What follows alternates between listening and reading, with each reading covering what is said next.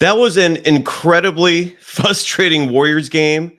They started at 1 p.m. on a Saturday. They led for 47 minutes. But when it counted, the very end of the game, they weren't leading. They lost by 1. And unfortunately, there's a lot of people out there who are pointing the fingers at all the wrong places in terms of why, for the second time this week, the Golden State Warriors blew a lead of 20 or more points in a game. I'm listening to the Warriors local postgame show, giving you the epitome of homer coverage, trying to talk about moral victories, directing all the blame at the wrong places. Folks, the Warriors head coach is grossly overrated. He was directly responsible for tonight's game. Stephen Curry is allowed to be exhausted every once in a while and have an off night. That's not the only reason why they lost. If you had even a little bit of competency in terms of who's making the decisions with who's out there playing in the most pivotal moments of a game like this, maybe you'd understand that it's the problem is not the talent on this roster. It's the person deciding who on this roster plays when. And I'll explain why next. This is Locked On Warriors. You are Locked On Warriors, your daily Golden State Warriors podcast. Part of the Locked On Podcast Network, your team every day.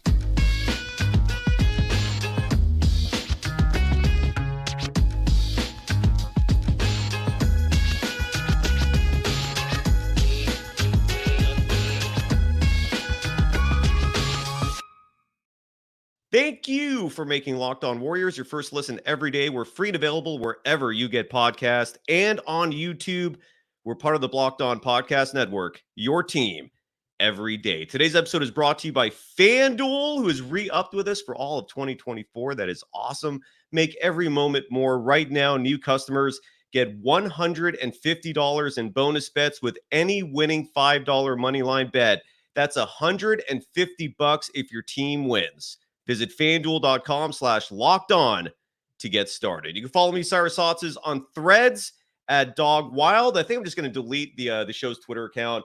That platform is a cesspool of pure idiocy and just pure vitriol. And I love the fact that on Threads, you can literally delete replies if people are just trying to attack you. That's a huge feature. I think I'm done with Twitter after today. It's just an absolutely horrible platform. So you can follow me and this program on Threads at Dog Wild. The program's on Threads at Locked On Warriors. So Sean Stanley and a bunch of other people in the chat. I appreciate if you're respectable about it.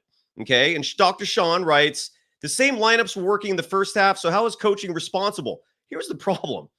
Okay. Those same lineups that were working in the first half were not working in the second half. A player I will start with, and I know you Klay lovers hate when I objectively criticize Klay, whose game is clearly on the decline. But folks, Klay Thompson should not have been playing that fourth quarter, at least not at the end of the game. Okay. He should not have. Klay had a great first half. Klay had a solid third quarter. He did not have a good fourth quarter. He had 4 shot attempts in the fourth quarter. Okay. All 4 were from deep. He went 1 for 4. That was his entire contribution in the fourth quarter. He also had a dumb personal foul. He also, and worst, on top of all that, you have a 2-point lead. The last thing you need to do is give up a 3 to let the other team take the lead with just seconds remaining. So what does Klay do defending Paul George? He doesn't play up to him to make sure that at least if a 3 is taken, it's not relatively open and easy. Give up the 2 before you give up the 3. Take the tie, not a deficit. All right? Now, who should have been playing in the fourth quarter instead? Well, I'll tell you one player who should not have been playing in the fourth quarter, Cory Joseph. Why was Cory Joseph in that game for 3 minutes in the fourth quarter? Cory Joseph played a whopping total in this game of 15 minutes. You know who didn't play in this game at all? Trayce Jackson-Davis, who would have given you some damn size. You know who is grossly underutilized in this game tonight? Jonathan Kuminga, a player who I keep saying time and again needs reps, needs minutes, who had a momentum shifting dunk late in the game when the Warriors were suddenly giving this whole thing up in the third quarter. You know who stopped that tide and reversed the momentum? Jonathan Kuminga, a player who's 6'8", a player who gives you size, a player who plays night and day better in the second half versus the first half. I've covered this time and again on this show that his numbers across the board, except for 3-point shooting for some reason, but his threes have been wonky all year. He's drastically better in the second half. Yet we saw Jonathan Kuminga this game for a total of 15 minutes. Total. Not like in a half, total. In the fourth quarter, the absolutely disastrous fourth quarter. There's also the disastrous third quarter, but again, Kuminga at least helped out there. What do we see in the fourth quarter? Kuminga playing the same amount of minutes, actually 3 seconds less than Cory Joseph. So excuse me for the people who are sitting here saying it's not, and again, this is where Dane Rupa, who says JK sucks, based on what? On what? His 3-point shooting? That's the only measurable that you can pull up in terms of him struggling this year. He's the only players on this team who attacks the rim, who gets free throw attempts. Oh, by the way, he can actually play defense. And you're going to say that he sucks. No, dude, you have no idea what you're talking about if that is what you're going to, because he played a total of 15 minutes. When someone sits here and says Kuminga sucks, you know how I interpret that? I believe everything Steve Kerr says, and if Steve Kerr thinks he only deserves 15 minutes, I don't have the acumen to actually make and formulate opinions on my own, so I just defer to whatever Steve Kerr says. And it is ridiculous. And again, this is where coaching is a huge problem. I'm going to say this right now. If Steve Kerr continues this act all season, where Klay Thompson is given carte blanche, end of game minutes, like no matter what you're going to play, the Warriors will not win a championship. They're not, because he is not one of the best players in the NBA anymore. This is a player that the Warriors came into the season relying on to be their number 2 scorer. Not on average scoring 15 points a game. He had 17 tonight in 33 minutes. They were effective for the most part, except for the fourth quarter. Now, people want to point to Stephen Curry and say, well, Stephen Curry had a bad game tonight. It wasn't the greatest game. His body of work was actually exemplary. I mean, he was effective. He shot 7 for 18 from the field, below 50%, but not that much below. He was 4 for 9 from beyond the arc. Even though he shot it bad late, overall, that's good. That's damn near 50% from 3. He had 11 assists in this game. Stephen Curry only had 2 turnovers in this game. People are going to suddenly start blaming Steph? No, what Steph needs is help. Whose idea, by the way, was it to have Draymond Green shoot a 3-pointer as your last shot in this game? Steve Kerr, who one thing I've never criticized him for is scripting plays out of timeouts. That's what you scripted? A Draymond Green 3 when all you need is a 2 to win? Don't sit here and defend Steve Kerr. Okay, Steve Kerr, his biggest responsibility for this team is managing player minutes. And when Cory Joseph is getting the same amount of minutes as Jonathan Kuminga, that's a coaching problem. It blows my mind how many people are just going to apparently die on the Kerr hill until we have to wait till after the season, or God knows who knows when, before they realize, oh, he's average at best when it comes to head coaching. The right guy at the right time when it came to 2015 winning their first championship in the dynasty. He's excellent at managing egos. He's excellent at bringing out the best in Stephen Curry. This is 10 years later, okay? Damn near close to 10 years later. And look at the body of work the last 5 years, all right? 2020, 15-win season. 2021, 6 games above 500. They won the championship in 2022. Awesome. That was all Steph, though, all right? I will never criticize Steph because he is one of the all-time greatest players ever. He's the reason why the Golden State Warriors are what they are. It all starts with Steph. Even Steve Kerr will acknowledge that. But don't sit here and tell me it's because of coaching, all right? Anyone who believes that, look at the Patriots. I saw some people in the chat tonight bringing up trying to make a comparison with Nick Saban. I don't even know where the hell this moron was going with this. No, you want to make a comparison? Look at Bill Belichick. 6 Super Bowls, none without Tom Brady. All right? It starts with the talent. Kerr was fantastic at managing a veteran roster that was stacked, but times have changed. He has to rely more on athleticism, on size, what I, for some reason, keep thinking is common sense, which apparently he doesn't think. And that starts with giving Jonathan Kuminga 20 plus minutes a game. You got to ride or die with some of these players. I'm glad he's seeing the light with Moses Moody. All right. Moses Moody had an awesome game tonight. Moses Moody played 32 minutes in this game, scored 21 points in this game. He was awesome. I'm glad Steve Kerr is seeing the light with Moses Moody. Important to note, though, that you have to play these guys a full 4 quarters. All right. A lot of people pointed to the Sacramento Kings game. The other game of the Warriors blew a massively huge lead. In that game, they blew a 24-point lead. Today, they blow a 22-point lead. Moses Moody was looked at as a bright spot in that game because he played in the 4th quarter. He played in the second half. His first half numbers that game were abysmal. Sometimes players need a full body of work before they can be judged. It's fuss, man. And to hear all this rhetoric tonight, that this was like a moral victory. You lost the game. You're 2 games below 500. This is it drives me crazy. We'll have a lot more to discuss. First, I got to give some love to one of our sponsors, and that's Jace Medical. This is a really good sponsor because they could actually help you. All right, they could actually help you because look, you need medical kits in your house. Emergencies happen, life happens, and sometimes you need, whether it's a medical kit, whether you just need Band-Aids, whether you need gauze, whatever you need. Medical kits are important. And with Jace Medical, you're getting that and more. Look, I know we come to sports to escape from some of the crazy realities of real life, but can we just talk for a minute about preparing for real life? According to the FDA, pharmacies are running out of antibiotics like amoxicillin right in the middle of the worst flu season in over a decade. That's scary.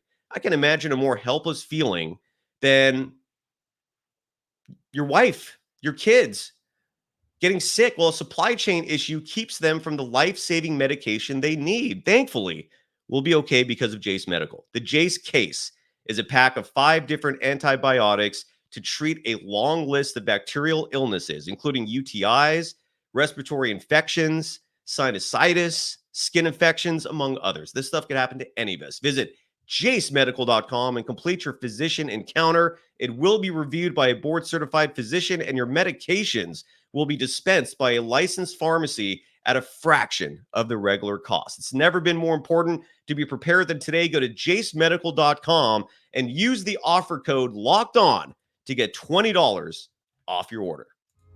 You are Locked On Warriors, your daily Golden State Warriors podcast. Part of the Locked On Podcast Network, your team every day. Thank you for making Locked On Warriors your first listen every day. And look, Locked On has launched the first ever national sports 24/7 streaming channel on YouTube. Locked On Sports Today is here for you 24/7, covering the top sports stories of the day with the local experts of Locked On, plus our national shows covering every league. Go to Locked On Sports Today on YouTube and subscribe to the first ever national sports 24/7 streaming channel. You can follow me on Threads at Dog Wild. And I want to play some sound right now. I don't know if oh, here we go. The head coach of the Golden State Warriors giving you the rhetoric that things are fine, despite the fact that they've lost, 9 of 12? Is that where they're at right now? Mark Medina, is that like the NBA writer Mark Medina? Is that another Mark Medina? Anyways, yeah. I'm growing really exhausted of the head coach making these ridiculous decisions. Here is the head coach of the Golden State Warriors, Steve Kerr, talking about what went right, apparently, in yet another loss. Here's Kerr. Tonight was more about them than us. The Sacramento game felt more about us. This was more the Clippers. Obviously, they got an incredibly talented team and a great coach, and they made the adjustment to. Real quick, by the way, thanks for nice job passing the buck, saying that your team was not the issue. You want to read the second half numbers real fast for a coach who's saying that it was the other team who deserves a credit, and that even though you blew a 22-point lead, let me repeat that. The Warriors today blew a 22-point lead, and their head coach right now is saying that the other team is the reason why, and that they played a great game despite that. Second half, Moses Moody scored 13 points. He was awesome. He was awesome. Where was Dario Saric, by the way? Dario Saric in the second half played 9 minutes and change. Didn't have a good second half. Still would have preferred him at the end of the game. Stephen Curry had a bad game. 1 for 10 in the second half. 0 for 3 from beyond the arc. Was a minus 19. But again, what I look at in the second half, Cory Joseph, 7.5 minutes of play. Kuminga, just 6 minutes. He rewarded all this kid does is like reward the Warriors, and Kerr turns around and just benches him. How do you think that's playing with his confidence? Like, it's infuriating. It's absolutely infuriating. Warriors lost points in the paint in the second half, 28-16. The Warriors in the second half, they only turned the ball over 7 times. But they committed 12 personal fouls in the second half. Draymond had 2 of them. Saric had 2 of them. Klay had 1 of them. Brandon Pajemski, who I thought was awesome, did have 2 personal fouls in the second half. That's another player I'm really stoked that Steve Kerr is playing. But again, a rookie in Brandon Pajemski over a third-year player in Kuminga. Brandon Pajemski on the year is still averaging more minutes than Moses Moody. And I'm sorry. If you don't agree with me, agree to disagree. But play the right players at the end of games, and you don't lose as many of them as you do. Let's go back to Steve Kerr. To come out in that kind of pseudo zone they were playing in the third quarter, which helped, I think, keep us off the 3-point line. And you know they're going to make a run. 48-minute game in the NBA. I mean, on a team's home floor, talented group, they're going to make a run, and they made their run, and we kept holding them off, and I think we led for 47 minutes and 52 seconds, if I'm not mistaken. It, like I said, felt like we deserved this one, but it's the way it goes. But I'm really hopeful that our team feels what has to happen for us to be good, and tonight was a good example of that. So. Take care of it and don't foul. That's as simple as that. Yeah, and again, if he's going to ride and die with certain players who should know what it takes to win at this point in their careers, maybe the problem is not them learning. Maybe the problem is you're sticking with players who are just past their prime, who just shouldn't be finishing games. A lot, like, again, his aversion to size is insane. Like, why is Trayce Jackson-Davis not getting minutes? Why are you opposed to taller, bigger players that make life easier for your superstars? What is going on there? I don't get it. I don't get it. Yeah. Ernie B. Hernandez writes, don't play Klay at the end of games. I'm not saying that just don't play him all the time, but be a reactionary coach. Read the room. All right. Klay was struggling in that fourth quarter. Look, again, if he's struggling, if he looks tired, Steph, you got to ride or die. This entire organization is based on Stephen Curry. Okay. If Stephen Curry has peaked, if Stephen Curry is on the decline, nothing's showing me that yet. The Warriors officially need to start a rebuild. But until that happens, but he's the only player on this team who should be getting that level of the benefit of the doubt. And again, Kuminga 15 minutes. I'm sorry. It's a pattern. When he plays less minutes, they routinely lose. All right. He's a winning player. And Cory Joseph, what is this reliance to play him? Why is Cory Joseph getting 15 minutes in this game and Trayce Jackson-Davis getting 0?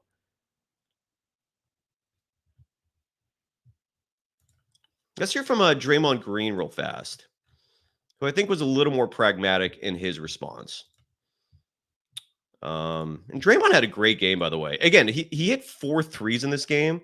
He somehow turned into like an incredible first half 3-point shooter, an exemplary 3-point shooter, in fact. Draymond Green in the first half, let me pull up that stat real fast, was outstanding. Draymond was 4 for 5 from beyond the arc. He was 4 for 7 from the field. Draymond was a plus 15. Steph was a plus 21 in the first half. He had 12 points. He also had 6 rebounds.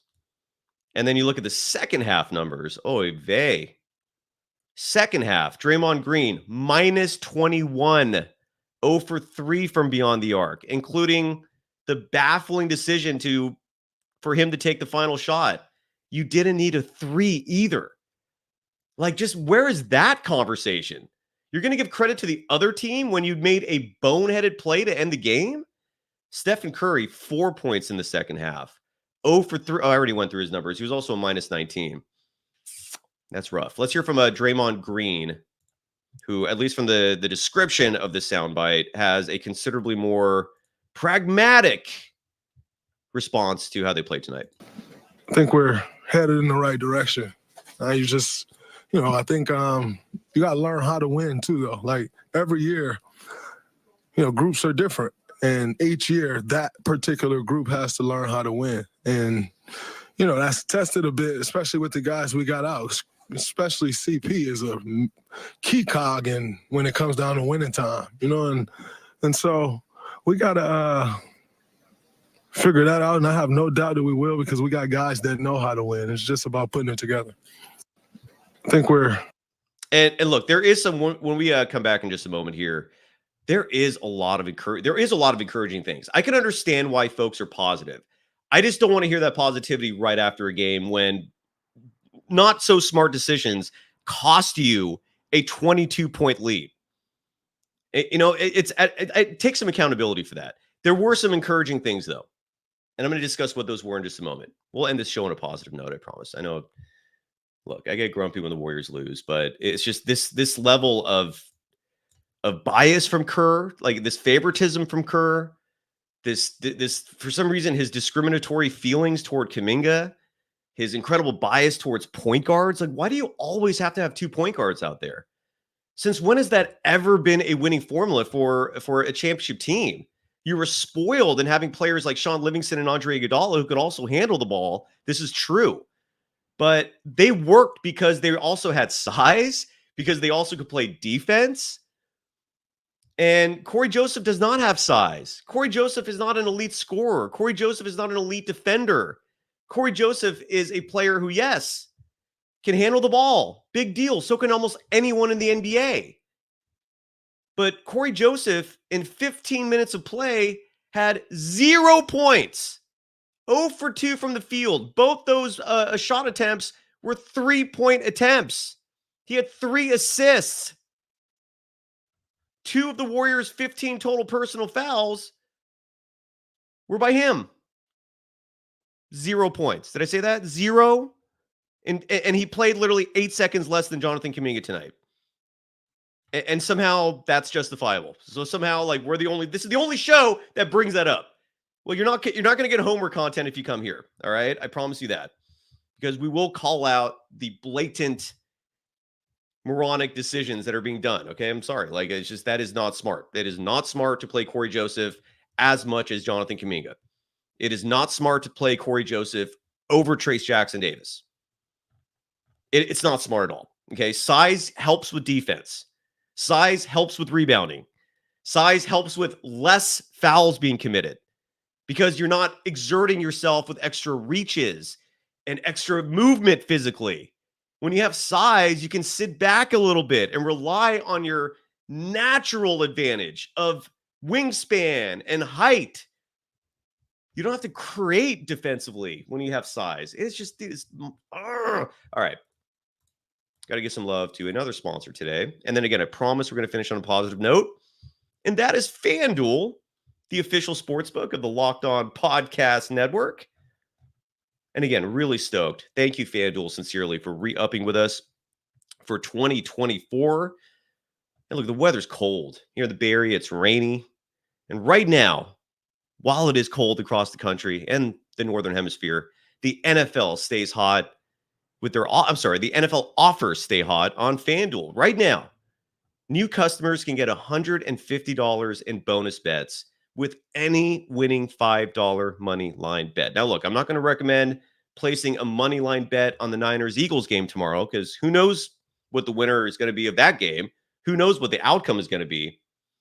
But whoever the Panthers are playing, whoever maybe the Patriots are playing, maybe bet on the other team for the money line. And if you do that, you can win $150 in bonus bets right into your account. It's good as cash. It's $150 if your $5 money line bet wins. It's that simple.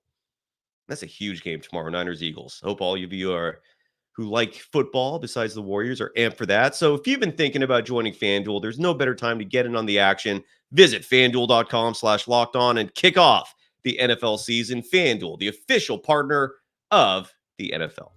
You are Locked On Warriors, your daily Golden State Warriors podcast. Part of the Locked On Podcast Network, your team every day. Thank you for making Locked On Warriors your first listen every day. For the everydayers, the Warriors don't play again until Wednesday, which is a bit of a relief. They've had a really hectic schedule to start the season. It's also very important to note, and now we're going to take it to a positive after Muzika's final comment, where yes, and I've echoed these sentiments as well, that Mike Brown's departure sure seemed to expose a lot when it comes to this team's coaching. Now, the Warriors have had what I heard someone say this. I can't confirm it myself. Let me see if I can find this one live on the air real fast. But I've heard a few people mention that the Golden State Warriors have had the most difficult strength of schedule in the entire NBA. And while, again, I can't confirm that, it wouldn't surprise me if that's true. Consider that is important when you factor into the standings. Like the Warriors right now are 11th in the Western Conference. They're 9-11 now. Again, this is after a 6-2 start to the season, which means they've lost what? Certainly they've lost 3 of their last 10. But they've also been playing a lot of tough teams, and they've also had an incredibly frenetic schedule to start the season. 20 games in. And I think the only other team that matches that in terms of the most games played this season are the Chicago Bulls. For some reason, the Bulls and the Warriors to start this year have been routinely leading the NBA in terms of games played. And that's not an advantage. That means you're not getting much rest. So kudos to the Golden State Warriors. They're going to get rest until Wednesday. That's when they're back in action at home against the Portland Trail Blazers, and they better win that game. The good news for this Warriors team is they've been winning the games that they should win for the most part. But again, so they're going to get some rest, and the strength of schedule will hopefully get a little easier. And look, there's some people in the chat that are mentioning Jonathan Kuminga possibly being traded. And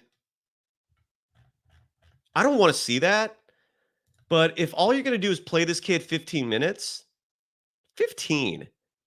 He was the number 7 pick in one of the deepest drafts in NBA history. Why did you pick him? Why did you do that? Like, are we going to talk about how much the Warriors have bungled draft picks over the last 10 years? I mean, you had a number 2 pick, you had a number 7 pick, you had a number 14 pick. Moses Moody is looking good.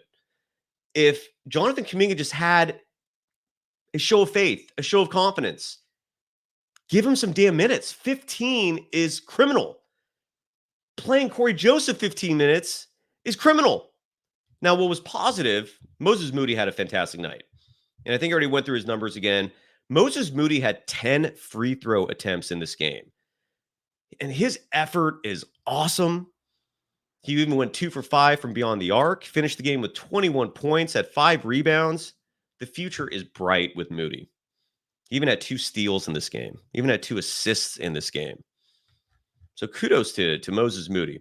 Brandon Pajemski is a kid that from the moment training camp started, let me rephrase that. From the moment preseason started, you've heard nothing but praise on this show about Brandon Pajemski. The kid can ball. And even though he had a rough second half, similar to a lot of other people, he's obviously a keeper.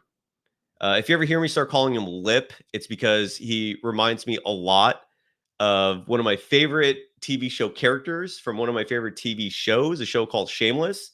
And he looks just like Lip. I don't even know what was it. Jeremy Allen White, is that the name of the actor who's also in The Bear?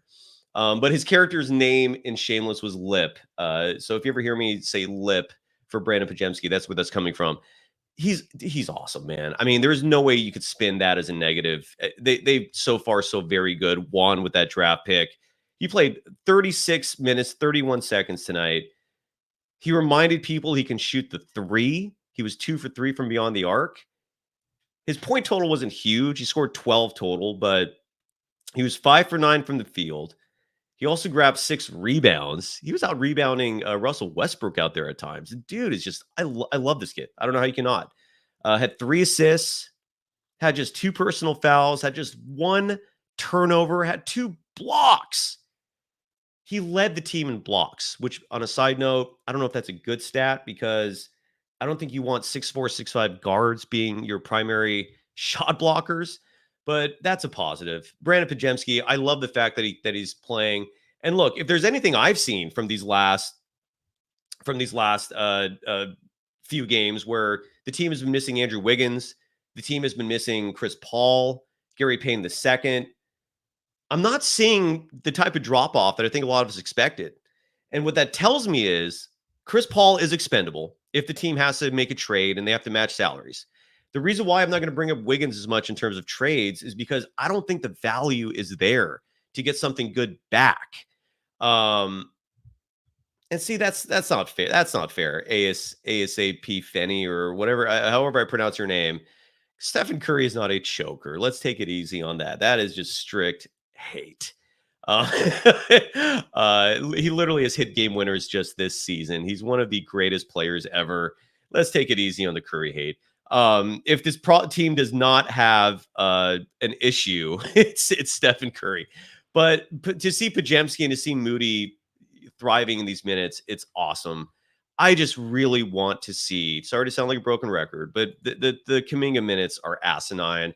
I don't understand why there isn't more outrage that Trace Jackson Davis is getting DNPs left and right. How does that make sense? Whatever happened, by the way, to Usman Garuba?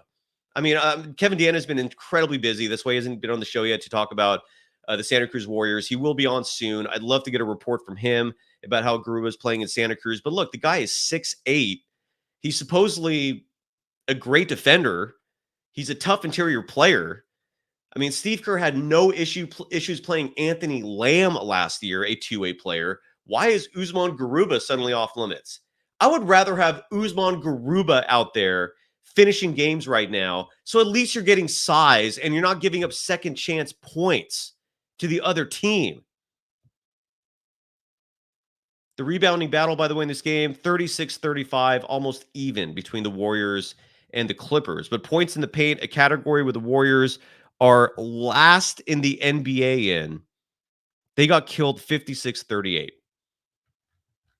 And again, the premise of size is nothing new. This is the kind of stuff you learn playing grammar, CYO basketball, junior high basketball. You grow up learning the most basic thing in basketball, which is that height matters, size matters. I don't understand what's going on there. I don't get it. So anyways, I'm sorry for this being a negative show. That game, look, they were leading for 47 and 48 minutes. I was looking forward to it, especially given how they were in the first half, given the fact the Warriors led by 22 points in this game. I was looking forward to a nice, relaxing Saturday afternoon blowout. And then we see just that little by little, the lead withering away in the third quarter. We see that monster Kuminga dunk that wakes everyone up, the tides were completely stemmed at that point. Momentum was shifted back to the Warriors. I think they were only up by 2 at that point.